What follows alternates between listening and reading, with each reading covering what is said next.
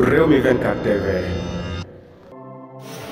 dal leen ak jàmm mbokk yi nuyu nañ leen siyaar nañ leen yéen ñi nga xam ne yéen ay safoo seen chaîne bi di Réwmi 24 TV tey dañu amal benn jàngat jëmale ko ci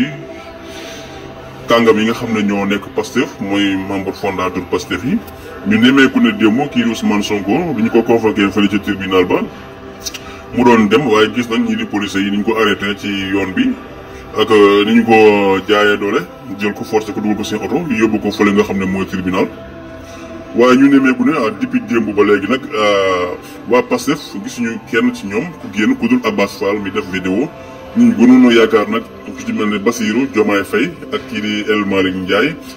ñoom daal nemmeeku nañu ne ñoom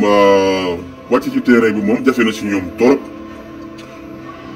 jamono yi waroon na fekk ñu def benn conférence de presse ngir li nga xam ne Ousmane Sonko pour que monde bi yëpp mën a yëg ne Ousmane Sonko jamono yi dafa hospitalisé lépp lu ko mën a dal kiy jël responsabilité boobu mooy Macky Sall moom mi nga xam ne ñoom ñoo ko def li ñu ko def nii kon si seeni loxo la nekk jamono yi Ousmane Sonko lépp lu ko mën a dal Macky Sall la. waaye ñu nemmeeku moomu di Ousmane Sonko ku ne xam na ne làmmiñam nekkul ci poosam bu doon ne mi ngi ak wér gi yaramam kon tey jii nii gis nañ ne def na li nga xam ne moom mooy déclaration waxateeg àdduna bi ba nga xam ne ñëpp dégg nañ ko. kon ñii di waa membre fondateur Pastef fi seen taxawaay dafa des mooy ñun di manifestation ku ci mel ne El Malick ak Bassirou Diomaye nga xam ne kii mooy loxo góosu Ousmane Sonko keneen kii mooy loxo càmmoñam.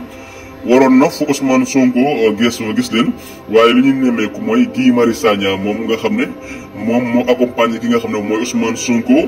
bi nga xamee ne def nañ ay barrière ci buntu këram daal dina kenn du fa dugg moom moo riposté jàkkaarloo ak police yi ba ñu daal di koy dóor lacrymogène ci tànkam ba ñu yaakaar ne sax Guy Marius Sagna moom mi ngi woon hôpital waaye gis nañ bi mu xëyaatee suba moom moo fa jiitu ba nga xamee ne Ousmane Sonko mi ngi ci otoom di dem tribunal. gis nañ ne biñ koy néewal doole dafa teg bakkanam foofu waaye gis nañ ne biñ ko wàccee ak oto bi tamit mooy ki nga wër ndombo takk ko noonu nga xam ne bëggul woon kenn am accès ci moom ak coono yi nga xam ne daj na ko ci Ousmane Sonko booba am na fan la El Malick Ndiaye nekk ala fan la Bassirou Diomaye Faye nekk. gis ngeen yéenay fondateur Pastef Birame Diop jéem gis nañ taxawaay bi mais seen taxawaay dafa des il faut que. ni Ousmane Sonko nekkee nii di ko def buur yàlla dem na tey jii nii ba téye na wér-gi-yaramam ba mu ngi hospitalisé yéen waroon ngeen mun a génn parce que patriotes yi ñun Sonko la ñuy xaar te bu ñu déggul Sonko dañuy jaxasoo du ñu xam lu ñuy. war ngeen ñu mën a def ab communiqué boo xam ne di ngeen ñu mën a xamal gaa communiqué bi ñuy def démb di wax ne li ñu ko def ci hôpital beeg di tere mu génn di tere ay médecins ñëw di ko seeseek loolu yëpp ñu ngi leen ci sant di leen gërëm mais dafa des. xam ngeen ne Ousmane Sonko maa ngi war ne bu fekkoon ne mi ngi ci wér gi yaramam kon 24 heures yi nga xam ne mat na du mat te deful benn communiqué bu jàkkaarloo population bi yëgal leen ko jàkkaarloo ñi nga xam ne ñoom mooy diaspora bi yëgal leen ko. yéen waa Pastef nag seen toogaay il faut ngeen defaraat ko bu baax a baax lu tax ngeen war ko defaraat mooy lii rek wane na ne tey jii nii waa Pastef bu ñu leen éliminé woon ñaanuñu ko yàlla amuñu beneen candidat bu ñu samp ndax yéen ñi ci ginnaaw yéen rayante wu leen dara da ngeen toog nekk ci seen i olala léegi manifestants yi ñoom ñooy nekk ci terrain bi di rayante yéen ci plateau yi ngeen di teg di jaay jéem a di jaay ak intellectuel ngeen di jéem a jaay askan bi toog fi ngeen toog loolu combat bi nekkatul foofu gis ba Sonko taxawee ne defal naa sama bopp testament joxe naa sama bakkan pare ngeen pour xeex yéen a war na jiitu ci combat bi alerte leen nag ngeen jug ngeen ñëw ngeen takku. parce que combat bi li ci des jamono yi ñu ngi ci 2023 dans 8 mois 10 mois kii di président Sall day quitté combat nag dañu war a vigilant